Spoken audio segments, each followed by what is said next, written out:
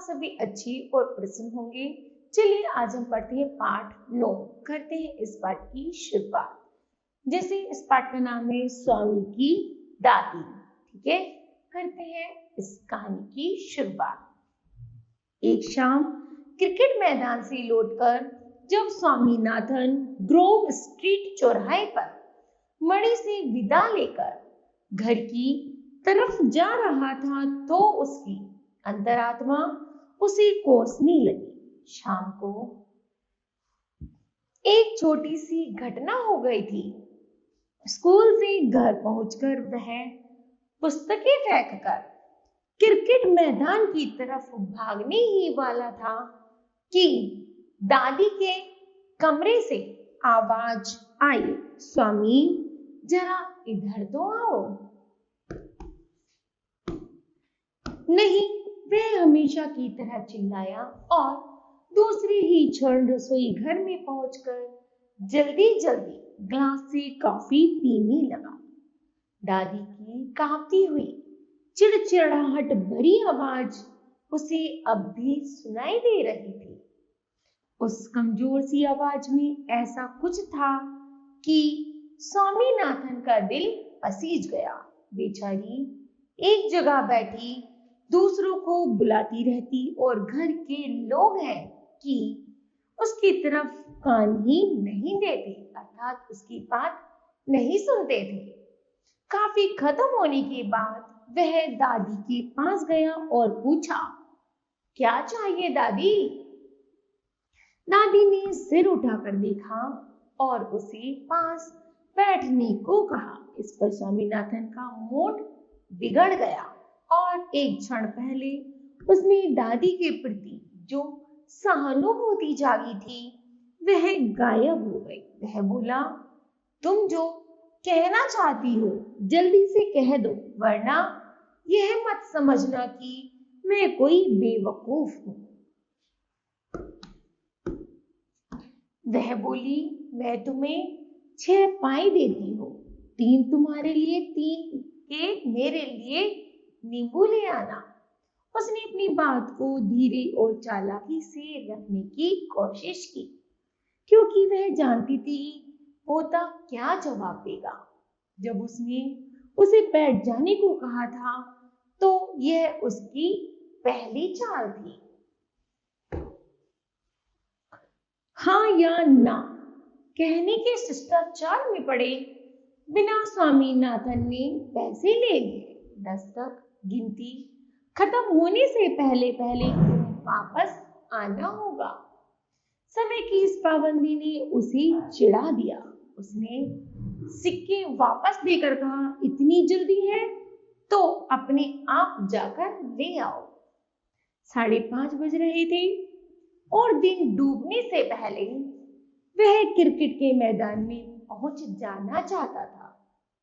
वह दादी को घूर कर देखता रहा, जैसे वह उसे 2 में से एक बात चुनने के लिए कह रहा हो कि या तो नींबू खेल से उसके लौटने पर ले या उसका विचार ही छोड़ दे। वह बोली, मेरे पेट में जोर का दर्द हो रहा है, भाग कर जाओ और नींबू लाकर मुझे दे जाओ।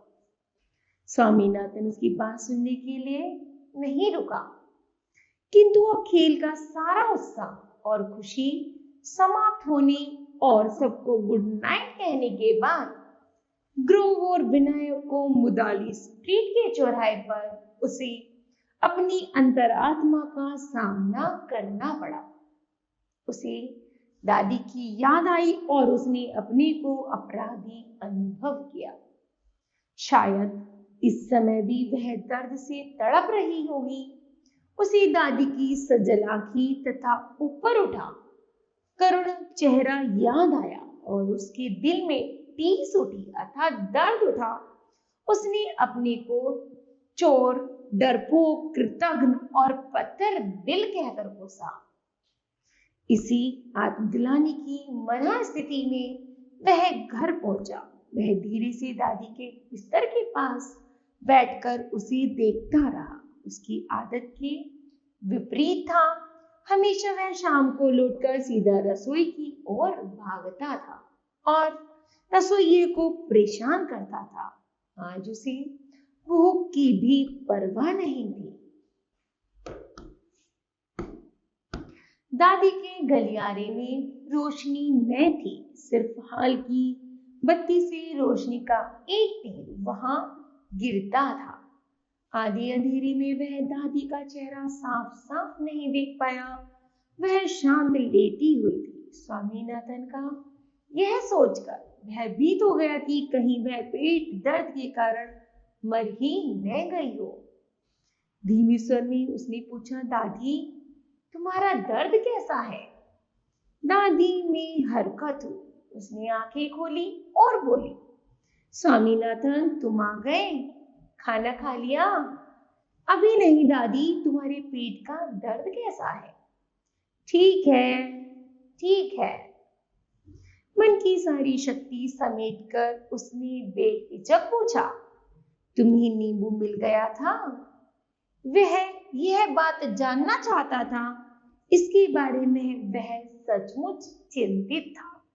दादी ने उसके सवाल का तुरंत जवाब दिया, लेकिन स्वामीनाथन को लगा कि इसी बीच बहुत लंबा भयानक समय बीता है जिसमें कुछ भी हो सकता था। वह कुछ भी कह सकती थी, उसे झड़क सकती थी, कसम खा सकती थी कि उसके साथ कोई संबंध नहीं रखेंगे। वह नाराजगी प्रकट करके कह सकती थी कि अगर वह वक्त पर नींबू ले आया होता तो वह बच जाती और वह कुछ क्षणों में मरने वाली है। लेकिन उसने इतना ही कहा, अच्छा हुआ तुम नहीं गए।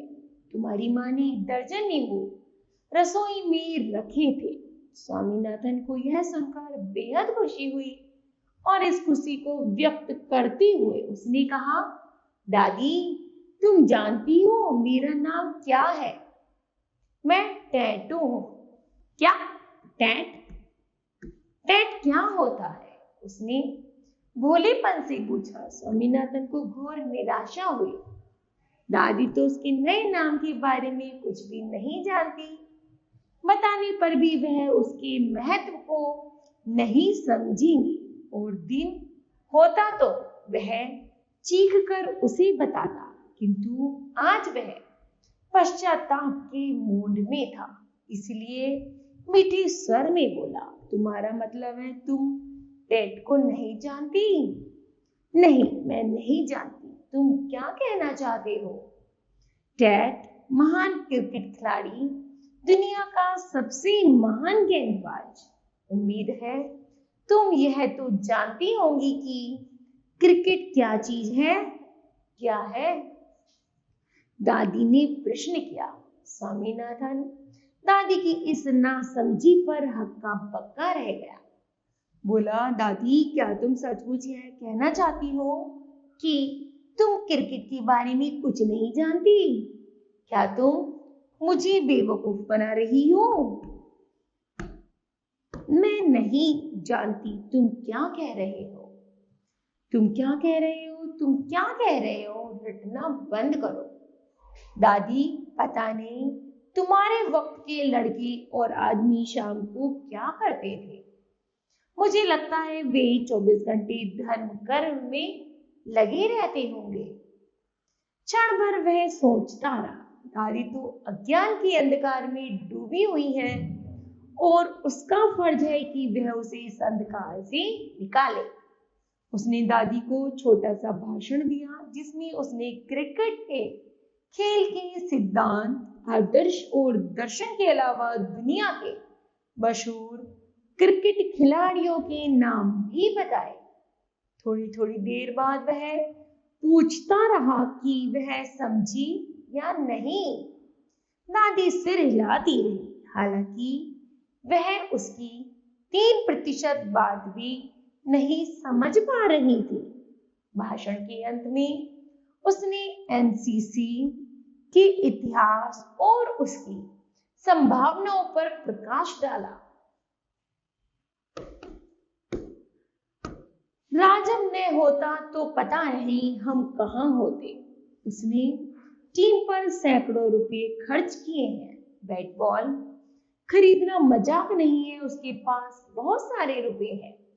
हमारी टीम की जानकारी सरकार को भी है। तुम चाहो तो एमसीसी को पत्र लिख सकती हो, तुरंत उसे मिल जाएगा। तुम देखना, हम मालगुडी के सारे कप जीतेंगे और एक दिन हम चेन्नई के खिलाड़ियों को भी बता देंगे कि क्रिकेट का खेल क्या होता है। फिर उसने एक बेहद महत्वपूर्ण बात कही।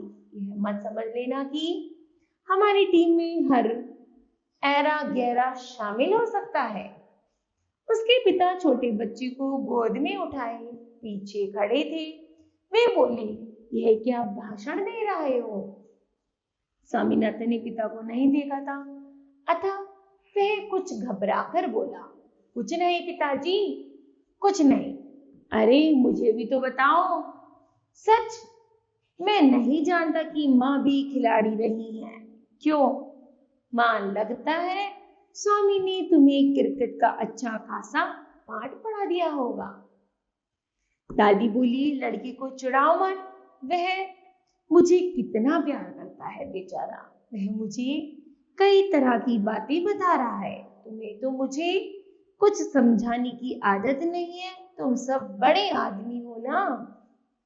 पिता ने गोद के बच्चे की तरफ इशारा करके कहा, थोड़े दिन रुको, यह छुटकू तुम्हें सारी दुनिया की राजनीति और दर्शन समझा देगा। उसने प्यार से बच्चे के गालों को थपथपाया। बच्चा खुशी से चहका और उसने कुछ बोलने की कोशिश की। देखा, वह भाषण देने लगा है माँ। माँ ध्यान से सुनो। दादी ने बच्चे को लेने के लिए हाथ बढ़ाए, लेकिन पिता उसे जोर से चिपटाए रहे और बोले, नहीं नहीं, मैं इसके लिए ही जल्दी घर आया हूँ, इसे मैं नहीं दूंगा। चलो स्वामी, हमें खाने के लिए बैठना चाहिए, तुम्हारी माँ कहाँ है? इस तरह बच्चों, यह कहानी समाप्त होती है। बताओ आपको क्या शिक्षा मिली? हमें शिक्षा मिली कि हमें हमेशा अपने घर के बुजुर्गों से अच्छा व्यवहार करना चाहिए। कभी भी उनको चिल्लाकर या ऐसे उनको परेशान नहीं करना चाहिए, बल्कि उनका समय पर कहना मानना और उनके साथ मिलकर अपनी बातें बतानी चाहिए। ठीक है, तो मुझे आशा है बच्चों, यह पाठ आप सभी को समझ आया होगा। धन्यवाद।